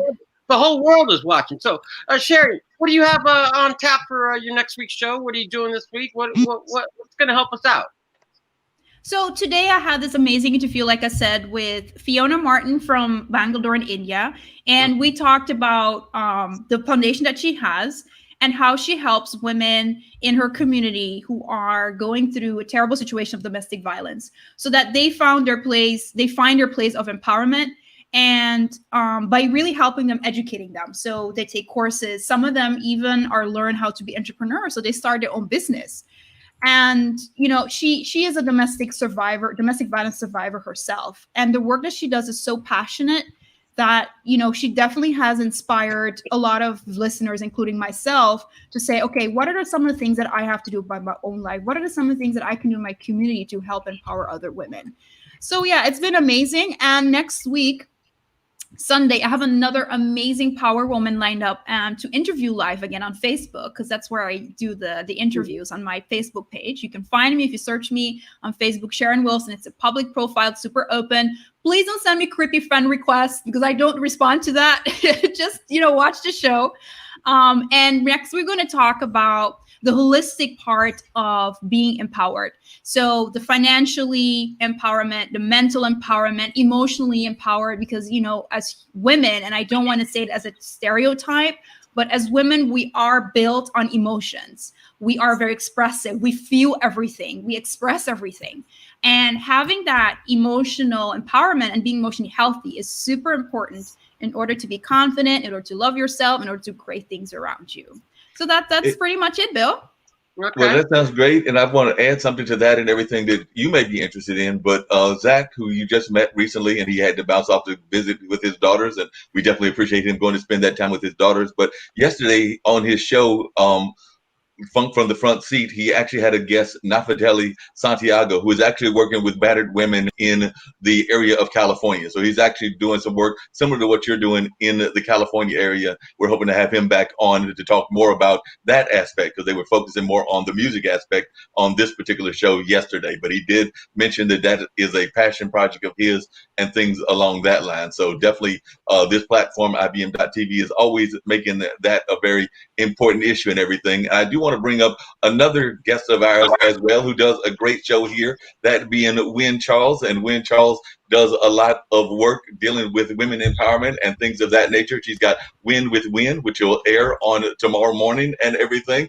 And she definitely oftentimes is talking about empowering women, but also empowering women that are both in the sphere of being women, but also in the sphere of being disabled, because she is definitely involved in that community as well. So definitely she does some great work with us here. So definitely want to say hello to Wynn Charles and welcome her to the conversation, and to meet her new friend, Sherry Ann, because like I said, I'm sure hearing them both that they will have a lot in common and a lot to talk about. I think we will. I sat behind the scenes a little bit, you guys, and heard what you were doing, Cheyenne. And I think you and I are going to become fast friends. And as Ankat mentioned yesterday, I'm going to try and disseminate all the information that I can as a journalist, because about COVID, because I just found out that as of, when was it, Thursday morning, that the place where I am currently living, our numbers went up. And so, and of course, the county's not reporting it as usual. My county never, they forget to report, even though it's important. So I'm going to try and disseminate all the information I can get from across the country, especially here in Colorado, and see how that works, because we as journalists, we as IMBTV family need to help those who are stuck with COVID, because so much misinformation is going on right now, and then so much misinformation is going on right now, and then I don't think the counties are doing a great job at disseminating the information. So I think the journalists in those counties and worldwide need to start disseminating those information. Yep. Okay. All right. Definitely agree with you. I just noticed that the balance has gotten a little bit better. It's actually like 3 men and 3 women, so we've got the balance a little bit better. I'm sure that you'll appreciate that as well. So we've got a more balanced platform going on and everything of that nature. One thing that I was curious to hear from everybody as we're talking about different issues and everything is I've just recently heard from a friend of mine who does one of these kind of shows as well, about how somebody in Congress had tried to intentionally mangle Kamala's name and everything. So I was wondering if y'all had heard about that and what y'all's reflection were, because I'm sure that a lot of times people do that as a way to degrade women and as a way to degrade folks of different ethnicities. So I'd love to hear, and I'll start off with Sherry Ann, if she's got any thoughts on this congressperson from the, I forget which state, Bill, you'll have to clarify to me which state it was, but I know that there was a lot of conversation around that. It was Georgia. Well, honestly, I'll be very honest. I don't follow all the politics in US because I don't live there. I do get like the highlights, the most important things. One thing I do know is that unfortunately, the US has a huge pandemic when it comes to racism. And I mean, I can go very deep in that topic. I am mixed myself. I know all about it, both worlds, being colored, being non-colored. So I'm not going to go in details, but I do know that there's a lot of restoration to be done. And I would love to contribute to that as well to bring those changes. Okay, Kimberly. Yep. How are you? And listen, thank you, because I was feeling outnumbered here, Kim. Well, I always defer all of those kind of questions to Bill or Nick because they are the legal people. And there are some things that we hear in other news outlets that we have to be very careful of. So, whatever's going on out there, what I like to do first is go check the bills out for myself, check the meetings that they had, make sure that, things are there because so many things get distorted. But I wanted to address some things that you guys were talking about, such as the domestic violence, issues about women, empowering women. One important thing to take note is October is Breast Cancer Awareness Month. Mhm. It is also Domestic Violence Awareness Month. And these are times that we should be addressing these issues all the time. Some things that a lot of people don't know is that domestic violent crimes just in the U.S. alone cost us about $6 billion a year. Yet we would rather continue to allow it happen than put in place some of the most cost-effective measures to prevent it. One of the things that has disturbed me very much this year is we have a bill in place to help protect victims of domestic violence. A precedence got set this year with domestic violence, and this happens all the time. And you have to go back and kind of adjust the bill when that precedence gets set. Well, the precedence that got set was offenders of domestic violence can now carry a gun. Previously, that wasn't allowed, but somebody got past a loophole. So Biden was trying to get that law kind of changed a little bit so that this doesn't happen. And Trump refused to sign that portion of the bill. So that has disturbed me very much. And it's also disturbed me that the Senate won't take a look at this to make those adjustments for protecting people, right? So these are problems I currently have with our administration right now, is that they're all about this political hoopla rather than human rights, rather than protecting humans and making our lives safer and a better place to live. They would rather sit there and push a judge into office in a gunshot wedding rather than just take care of other problems that we have, rather than making sure that we have our COVID policies in place to protect us, or maybe our next stimulus package. It was more important for them to push a judge into office. And I have issues with that, because when you have an administration in office that's what they look at instead of humanity issues, then we're never going to get ahead. That this won't change even next year, no matter who's in office. So these are the things as people we need to step up to the plate and we need to fix. And this is something I keep stressing with our team. And I hate that Zach left before I could come on, but we have to fix policies, and not just in the U.S. These policies need to take place everywhere, because a lot of people don't know the stats. In the U.S. are 12 million female victims, about 24 million children victims, and 6 million males. These stats are the same in almost every country. And we currently, well, the last time I looked at the reports, which has been a while, 10 million fatalities. I'm not 10 million, I'm sorry, 10,000 fatalities in 1 year. That's a lot of fatalities. That's more than what we had in war in 10 years. Mm-hmm. So there is something wrong with our mindsets in this country if we're not putting humanity rights first. Yeah. Because once we fix humanity rights and our health, if we make sure that we have a means to better health care, the rest of it takes care of itself. Mm. Mm-hmm. The economy will fix itself if we're healthy and we're not scared to walk on the streets at night or looking over our shoulders, wondering if somebody's going to kill us. Or, you know, seriously, the economy will fix itself. Yeah, and women uplift villages, as the studies have continuously shown. You educate a girl in a village, and the whole village prospers, Kimberly, as you know. Yeah, I mean, well, because women are more nurturing. You know, it's by nature, but it doesn't say men aren't either, right? Mm-hmm. We all carry some double DNA after millions of years, but in all aspects, by nature, we are a more caring part of the species. But if you look at other countries where women are leaders, they are climbing out of the COVID crisis successfully. Yeah.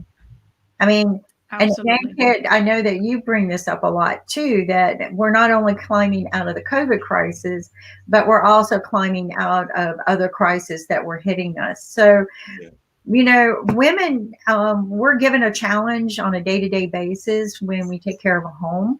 We not only take care of the home for making sure the kids aren't sick and the husband's well enough to go to work, but we work on a budget. right? We have everything based on a budget. Can I stretch this food out to feed 5 kids this week? Am I going to have enough money? And women do this every day. And men generally, they're taught other things. They're taught. It's like I say, we're useless, Kim, right? No. I mean, it's nothing like that. But No. and you need to.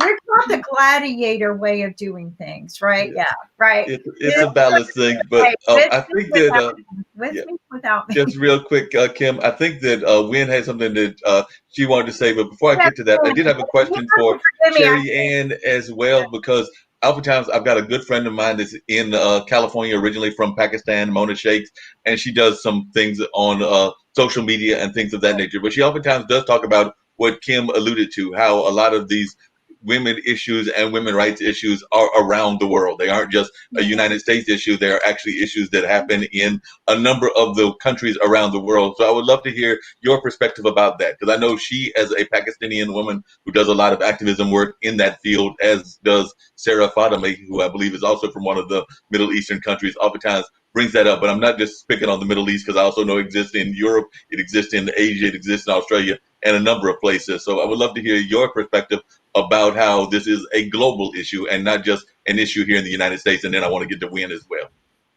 Sure. So I think in Europe, it depends where you are in Europe. I think here in Netherlands, women are very much equal to men. And I think in the UK, it's pretty much the same. And you see women rising up in top positions and being, executives. But still, underneath that, between the lines, there is still sexism. And unfortunately, it's not addressed to as it should. I believe worldwide, we as women have evolved. We have emancipated. We have been educated. We have freedom. We have rights. We vote, etc., etc. Somehow, the society and the stigmas have not evolved. Somehow, society and stigmas have remained old-fashioned, where back in the day, women would be at home taking care of the family, wouldn't get an education, wouldn't have a job. The man will provide. It would be dependent on the man. And I'm wondering, what will it take? Because I love that Kimberly mentioned that, the economy will take care of itself. But I do think that we need to, as human beings, add some of that to make it a better place for women in particular, which is, I believe, keep using your voice every day, no matter where you are, with who you're talking. Talk about certain topics, talk about domestic violence, talk about, how women are sexually harassed at work. Even though you are an executive, even though you have a great position as a manager, you can be sexually harassed.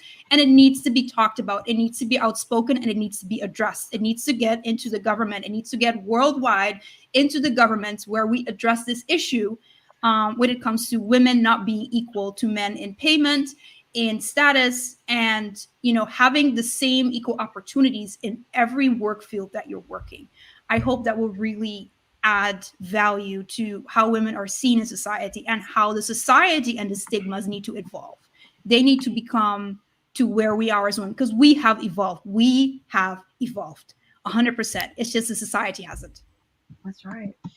Jeff, Wynn, I think you had some things that you wanted to add to the conversation as well. So I do. You, I Wynn. do. I was going to say that I agree with Kimberly. I agree with Charlotte. And I apologize, Charlotte, if I got your name screwed up. But That's okay. That's fine. I agree with everyone that we've got to start using our voices, and we've got to start doing the taboo subjects as women on IMTV, on all our social media platforms, all our content creation, not only on IMTV, but on our podcast as well, because the taboo subjects need to be talked about. And if we're going to be squished like bugs and not do it, who else is going to do it, mind you? Who else is going to sit here on a Sunday morning and speak about women's disabilities and women's empowerment as a gay woman, hint, hint, And so, who else is going to be here on a Sunday morning, my time, but who else is going to be here doing what we do unless we are not in the right frame of mind? I mean, it's all about freedom of speech, but yet let's not stay away from the taboo subjects. Well, Yep, and and you definitely bring up a good point, because it is a taboo subject, right? It is, and it's not just domestic violence. We also have human trafficking, which is a problem. And most people think human trafficking is more about women. And actually, a lot of people don't know this, but the highest trafficked human is young Black men from the ages of 14 to 21. And a lot of people didn't know that, but they are the most, the highest trafficked humans in our country. And then, of course, young girls for sex trade. So, I mean, there are a lot of things that we as a humanity worldwide need to step up to the plate. I was just reading an article, and don't take offense to this, but in India, it was just what they can count. This isn't what they're unable to count, but it was over 4,600 young girls stolen to be put into brothels. And so we can do something about this. We just need to change our priorities. And I think that education helps us do that. But again, like Sherry Ann has said, our voices, we can't stop letting our voices be heard. And that is something that is very important, because all too often we get up going and then we stop. And one of my biggest problems in fighting domestic violence in this country, because I have an invention that I'm trying to get law enforcement to do, but one of the things is like, oh, the hoopla would be there after a fatality, right? You'd have all of this story. We need to do something. We need to change the laws. And then 3 weeks later, some celebrity gets his nose broken or something like that. And it takes away from it. So our priorities get skewed and displaced and interrupted by the next day news. And we need to stop that. We need to find, and truly Biden is the only one who has stayed on this mission to protect women and children with a bill that he wrote in 1990, and he never stops improving that bill, because bills sometimes have to keep being improved, but he has never stopped caring, and he has continued on that mission, making sure every president signs it. Every time a president comes into office, he makes sure every president will fund it, make sure that it gets what it needs to protect us. So, yes, I'm sorry. Go ahead, Wynn. I was just going to say, Brother Bro and I and, what's her name? Lloyd Reagan did full on how you get overcome using a positive mindset, did a full on hour on emotional and physical abuse and sexual abuse, because Lloyd regularly was sexually abused, and Blow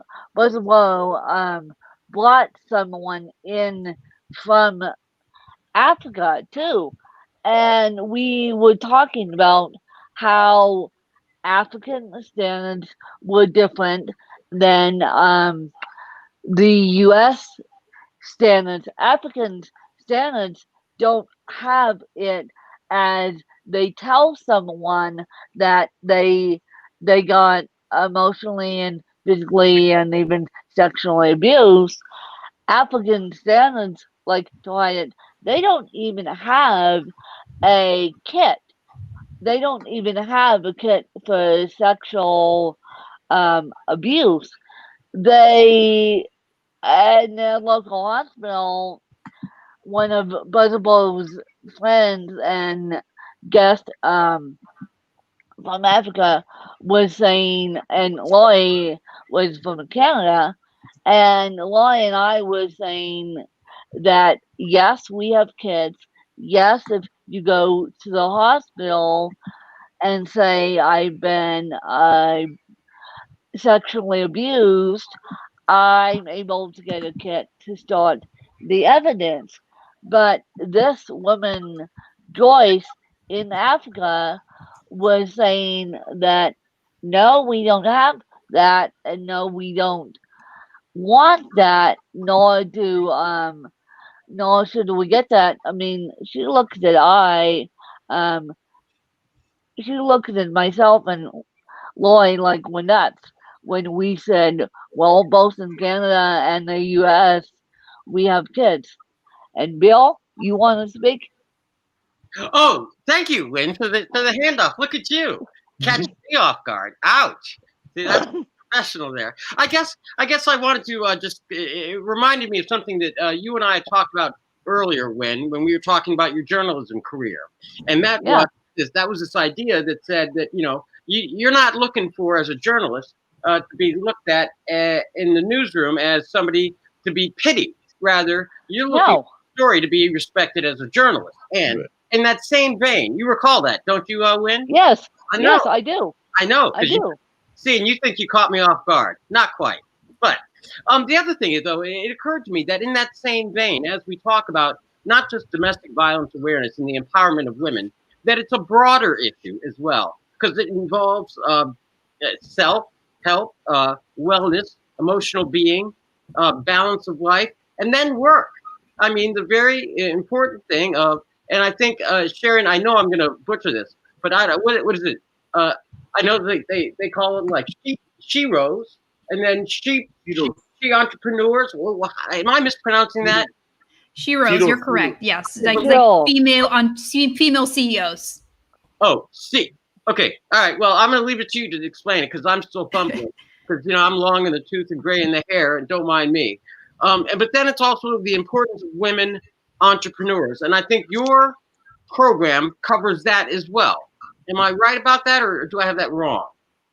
So you're not wrong entirely. Partially, I do focus indeed on talking about women starting their businesses, because women empowerment also, like I said, is very broad. It has different aspects. And one of the things that I love to focus on to empower women is that you can start your own business. Mm-hmm. Every woman is powerful enough. The fact that you can give life is already powerful enough. So every woman can start their business. It can be small, it can be large, it can be handcrafting, it can be cooking, it can be anything you like. You can be a badass entrepreneur and be the boss and CEO of a huge corporate company, but you can also be your own entrepreneur, your own home, where, for instance, you bake or you cook or whatever it is that you do. So yes, female entrepreneurship is booming now, and I think it has to do with a couple of reasons. One of them is that I see that women really are really good in being entrepreneurs, but they're not getting the chance in their work environment. They're not encouraged to take more initiative. They're not encouraged to have bigger roles and more responsibilities. So at a certain point they say, hey, if I can't grow here, I should start my own business. And that is very empowering, because I believe you should be in control, and you always have a choice, right? And if this is the right choice for you, you should do it, because you're in control of all your choices. Does that answer your question a little bit, Bill? Yeah, I was just stuck on the part that I was partially wrong and stupid. So I'm okay. I'm still stuck on that. Wait a minute. You mean you're admitting that you were wrong, Bill, on something? That's just amazing that you're admitting that you were wrong on something. And but I admit some of that as well. Sherry Ann, one of the things that I was just looking up and everything that I find very fascinating, and this was statistics from last year, and I know that you're right that a lot of women, particularly in this COVID age, are becoming entrepreneurs. I actually had the privilege of having Sophia Bazille on one of our past shows and everything, and she was talking about that nature of everything, because she's actually living in Baja, and she is a life coach and definitely involved in that field of being an entrepreneur. But one of the things I noticed is that last year in 2019, I think it was less than 7% of the top 500 Fortune 500 CEOs were women, and that was actually up. So they saw that as a victory, because I think it was like closer to 4.8% the year before that. So they were seeing that was a victory. But it seems to me that in a society that is 50-50, that we should have a lot more women that are CEOs. So I would love to hear your reflections on that, because when I saw that statistic, and that's not the first time I'm seeing that statistic,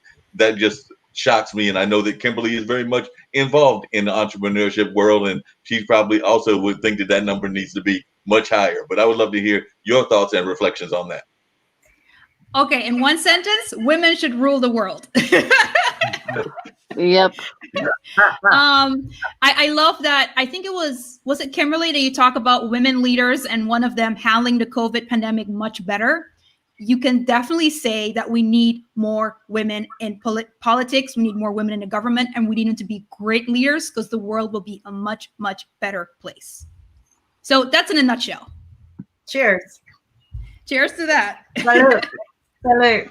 You know, what I'm going to say is it's shocking to me because I've been doing this for 40 years, and I've attended a global conference not too long ago where I thought there would be other women there, and I was still the only female.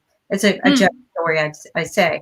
I can't really summarize this in one sentence. What I can say is when President Obama was in office, he put in a goal that they had to start engaging and doing at least 20% contracts with women. That goal was never met. I don't even think 2% was ever even met. So I'm slightly disappointed. I'm confused as to why it doesn't happen, except that when I went and looked at the bidding system, I saw how they converted things and made it so women couldn't. Like they changed the rules and policies and said, well, you can only bid for this job if you'd had experience in this contract for 20 years. Well, no woman has had that, right? So, ridiculous. I mean, yeah. So, and I sent that to Obama. I said, well, okay, your policy put in place to increase by 20% is good, but there's an obstacle. How do we get around this? So one of the things he did was he opened up more classes for bidding and things like that. And so, you know, I was impressed with Obama's attempt to help encourage hiring more women and putting them more at the top. I think it's going to take more work. Like, you know, you said, I think we were set back by 4 years with policies and a leader who has no respect for women.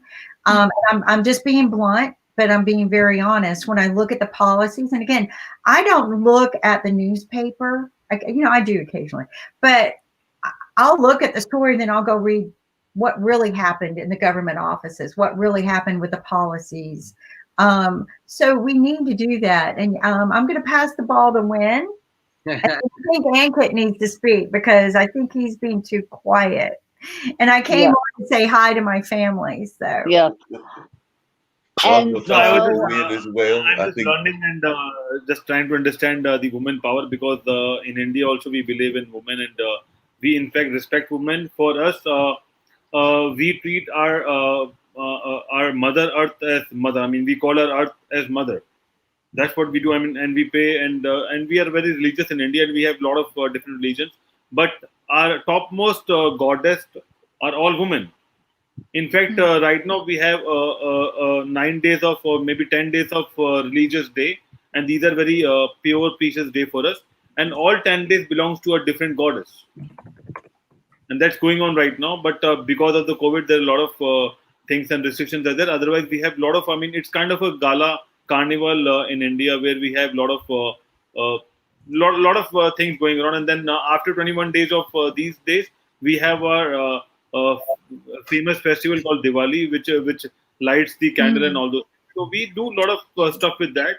But I'm just curious. I was just trying to understand that about human trafficking and stuff like that, because whenever everyone knows that there is something going around, and there are a lot of women and all those people involved. But people who are doing this kind of work or doing this kind of structure, they are also from the same society, and we just don't know who are they.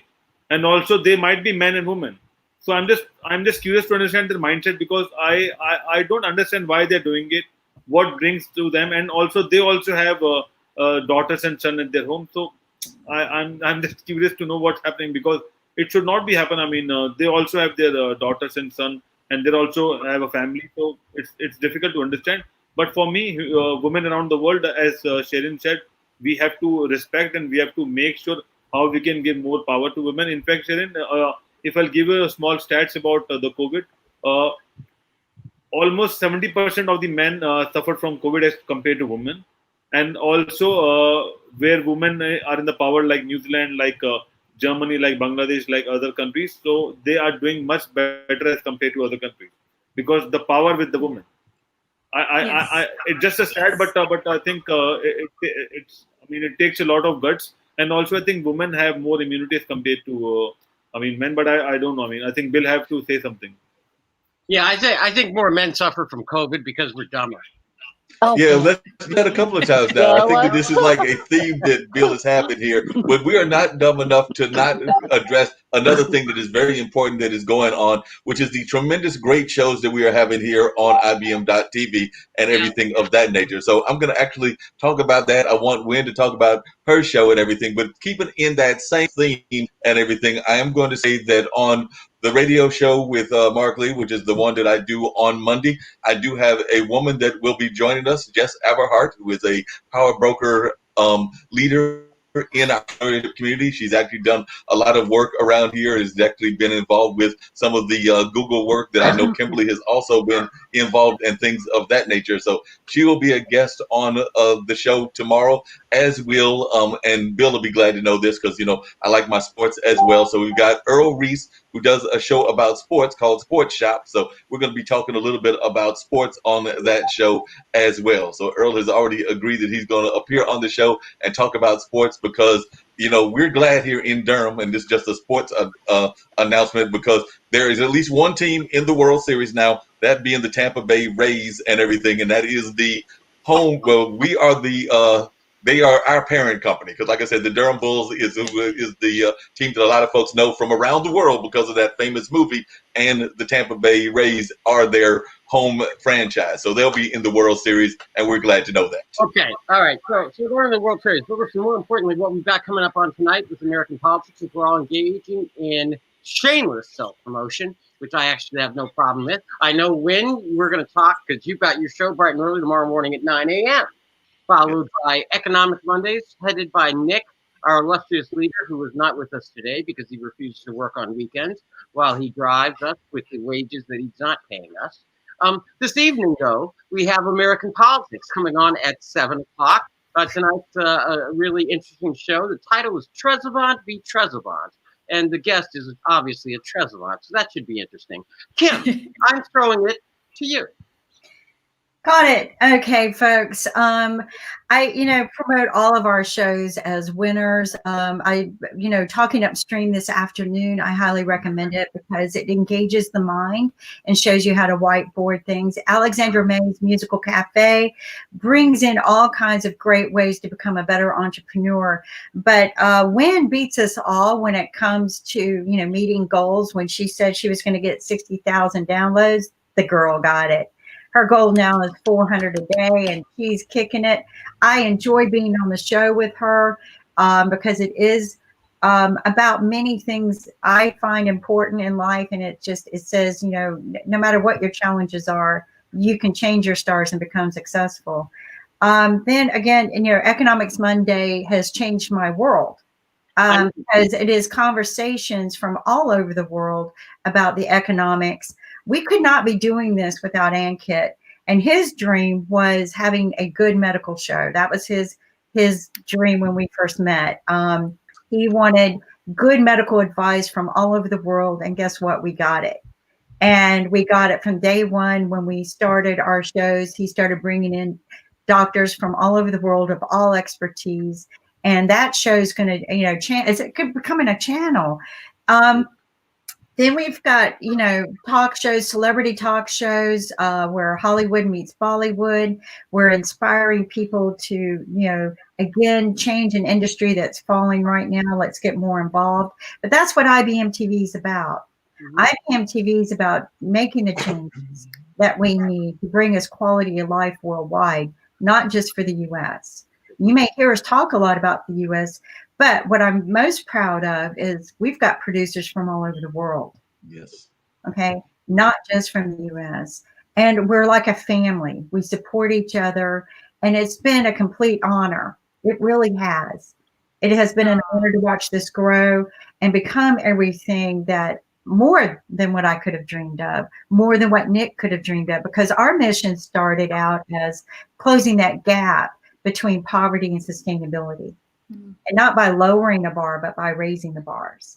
And that mission has grown to become more than what we could have even dreamed. And it's because of all of these people. You know, Mark does these shows, and I wonder, where does he get these people from? He's had some of, and I laughed so hard at one of his shows last week, I couldn't breathe. I mean, I'm laughing with how we're going to get out of this too, people. We got to quit feeling sorry for ourselves and crying. And that's one of the things I love about all of these. And then you have Sasha, right, who teaches us fun investing skills, but also he brings in this great chess game that makes you think a different way. He invented a game where you get to guess what the player's next move is, and you can make money doing it. So, and then it's fun. We're fun. And also, Kimberly, you might want to mention Gamers Den, or Mark, you want to mention Gamers? Oh, wait. Gamers Den. Yeah. Which I'm actually now playing games again, which I quit playing years ago. I'm an engineer, but I'm actually playing Among Us. That's a lot of fun. But I'm going to tell you my new favorite show to watch, and I'm disappointed when it's not on every night, is Lawyer's Den. Yeah. You know, I love Mark's show. He it's, you know, just kills me, and I got to meet my one of my legends that I've always wanted to meet because of him. But the Lawyer's Den opens your mind to a lot of things, and you watch all of these lawyers who just talk about, and they don't fight, but they all talk about all of these different issues and how we need to be approaching them. And you're getting these different inputs, and I think they're even learning. So it's fun to watch these panels, and just like we watch the doctors, right? We watch all of these doctors from all over the world. Even an infectious disease doctor for international travel is world famous. I mean, and Dr. Tula, I found is world famous. Yeah. Yes. People from all over the world going, how do you know Dr. Tula? And I'm like, well, how do you know? He's in a different part of the world than you. And oh, my whole family knows him. So, you know, and we've got Pulitzer Prize authors who teach law, and I've got lawyers who ask me, how do you know David K. Johnson? You know, he's my hero. And I'm like, so these are the kind of quality conversations we have. And so IBM TV isn't, to me, I hope, inspiring other people, but what I will say is it inspires me every day. And I just want I want to I'm thankful to all of you who are part of this. And Ankit, I'm going to pass it to you. Okay. Ankit, you got to catch the ball. So I think, as Bill and Kim said, I mean, we are working on a lot of shows. We started with one show on 7th of March, and now we have 62 shows, and we have like 50 shows on the cam basically. So hopefully we will start all those shows, and we have 100 plus shows by the end of this year. But I think the latest show which we have started is Himera Wood. So as Win with Win, and one more show I forgot the name of the show because we are forgot the name. But we have started 3 shows in the same weekend. All shows are doing good. In fact, we have we have so great family, and we found a lot of good people around the world. In fact, Sharon is the 3rd person from Netherlands. We had 2 more earlier on IBM TV. So that was thing. In fact, Kim, if you remember, Sabyasachi, he was there. He launched his book. The book name is Backup Plan B. He already launched it. I remember that. No. I remember that. So we need to do a book interview with him. So he'll be joining us soon. He'll be joining us soon. But apart from that, we are doing a lot of shows on Tuesday. We do Travel Tuesday. We do Celeb Tuesday. On Tuesday, we also work on one more show, which is about Hollywood and Bollywood. And we have a Hollywood producer, director also a part of that show. On Wednesday, we do Startup Wednesday. And we are trying to build a lot of people around the world. In fact, Sharon can help us out in that show because we are looking for good startups around the world. And if we can empower them, if we can give them some kind of platform, that would be great. In fact, Sharon, we are also working with a company based out of Switzerland, and we are trying to air a summit which is known as Impact Investment, and they're looking for good business and startups. And that summit is open on 26th and 27th October. So if you have someone to recommend, we can do that because we bridge a lot of, and we share a lot of knowledge around the world as well, and that's what we do. And our motto is global citizenship, and that's what we are working towards on IBM TV. So apart from all these shows, on Thursday we do podcast on Thursday, and Thursday we are also working on a book show, which is hopefully be here soon. We have a gamers den on Thursday, the same day. On Friday we have Medical Friday, and we give that to all the doctors and medical staff around the world. In fact, we started with 7 days of medical shows, but eventually we gave a theme Okay. to every day, and that's what we do on Fridays. And then Fridays post we have Financial Friday, which is again a great show, how to smartly save your money, because that's very important. If you want money, you should know how to save money as well, and that's what our professionals treat us. And then on Saturday, it's all about spiritual Saturday, and that means we have a lot of spiritual talks around the world. We have a lot of licensed and certified coach joining us on IBM TV and discussing about their journeys and what are the life stories and what kind of precautions or what kind of things they need to follow during the COVID as well. So that is on Spiritual Saturday, and on Spiritual Saturday we have Funk from the Front Seat from our own Zack Roberson. He talks about music from different people around the world, and especially funketeers. And then we have Chess Stars with Sasha Star. We have again one more show which is known as Plant a Good Seed. That is also a kind of a life show based on life journeys and what kind of experiences people have on the life. So Saturday is also full of amazing shows, and then Sunday we are already doing Super Sunday, and we do a lot of shows from South Africa. We do shows with teens, and then we do musical shows, and then followed by Lloyd's Den and Talking Up Scene. But this is our open Super Sunday roundtable, and this just so happened automatically. We never planned for it, but it just started an open show, and then we started inviting people, and then we started discussion without any script. We don't have any script, but it's just about the real time values, because a lot of time we have people from different continents and they share their own experiences. So Look that's what what we I do. got from Yes. Dr. Anthony. She Yeah, started Dr. Anthony. on our shows, and Dr. Anthony sent this to me, and it's her book. It's a book she wrote. So we've got beautiful friends and family and guests, and some of them are starting their own shows real soon. I know she is. So she just got, I think, settled in back in DC. So she's had to get back from Louisiana to DC. So, but Had to again, deal with all that weather stuff that was going on in Louisiana. There's no doubt about that they were dealing with a lot of hardships in Louisiana, but she dealt with it. And like Kim said, she's back. I think that she sent that same book and that same package to Zach, and I understand that mine is on its way. So I'm hoping to get that sometime in the very near future. That'll include the book as well as some of that Cajun food and Cajun spices and things of that nature. So I'm looking forward to that. I was going to tell Ankit, but he seems like he's bounced off along with the wind. But speaking of this same topic of women empowerment on the Gamers Den, we're going to have, I think, actually Kim has been on a couple of times, but we haven't had that many women on. But we're going to have a woman leader in the game industry. My friend Jacoby, who is actually the host of that show, and I help him with that and everything. But he has recruited Heather Chandler, who is a major game creator and things of that nature. So Heather Chandler will be appearing on that show, and that'll be on this Thursday. So she's already lined up to be a guest, keeping in this whole spirit of women empowerment and things along that line. And I know that yesterday, like I said, our guest was involved in the music scene. He's actually played with a lot of major artists in that whole funk music community, but he is now involved in the whole fight against domestic violence and things of that nature on the West Coast. And I know that he has reached out to the IBM.TV family and seen about them having a show here as well. So I'm also, as a person involved with the station and also involved with Bill, I would love to see Sherry Ann bring her show to us as well. I know she's doing it on Facebook Live, but as one that is representative of what that goes on here, I would love to see you talk to Kim and to some of the other folks, myself and Bill included, about bringing your platform to us, because I know I'm a big fan of conversations that talk about real world issues and real world politics and real world concerns. So as a person that is involved in somewhat of the leadership here, I just want to extend that invitation. I think that I can say that, and Bill is smiling at me, so I think he's all right with me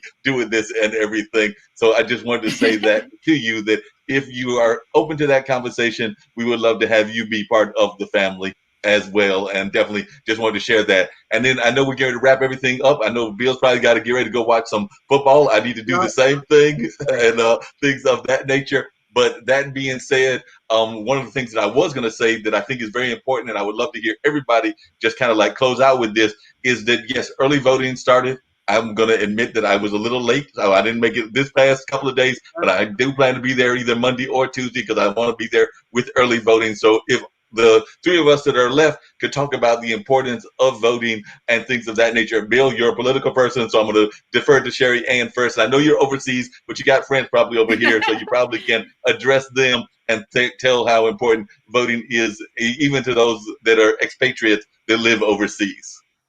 Absolutely. And like I said, I am not really into politics. I don't follow every detail, but I follow the highlights. One of the things I can say as an advocate and an activist for women empowerment is that women have fought a huge battle, a very severe, nasty battle, and won. And to honor the women who have gone before us and who have laid down their lives for us, we should vote.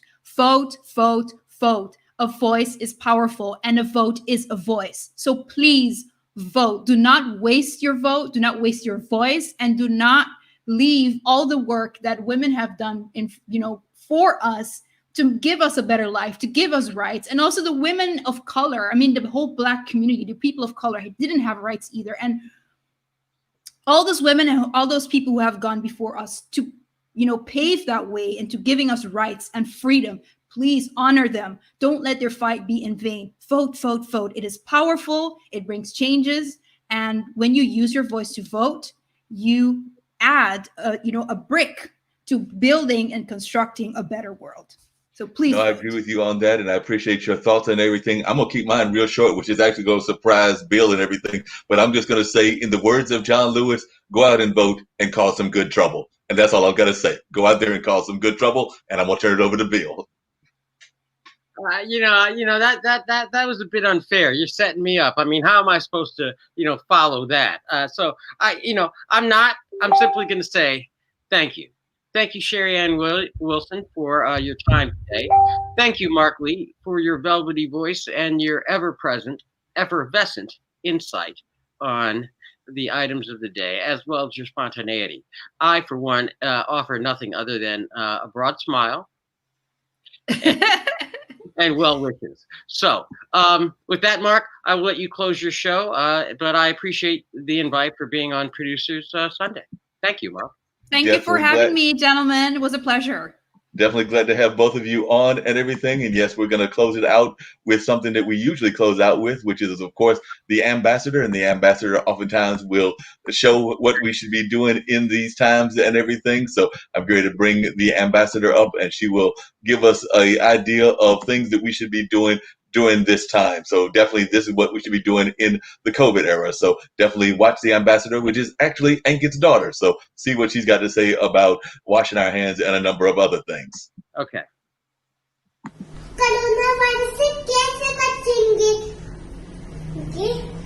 Hand धोकर और ऐसे अपने खांसी जब आएगी तो ऐसे करेंगे अच्छू अच्छू और कोरोना वायरस को धन्यवाद हमारा म्यूजिक सुनने का. Okay. And last but not least, we're going to get out of here with that airplane that gets us out of here every time, and that'll wrap up the show. But it was definitely great having these great insights. Definitely enjoyed hearing funk music with Zack. And like I said, I'll be back tomorrow with the two shows that I do on Monday, which of course is radio show with Mark Lee, as well as Mullins Music and Memory. So looking forward to seeing y'all on Monday as well. But right now, let's get this airplane on out of here so folks can get to the rest of their Sunday afternoons. All right.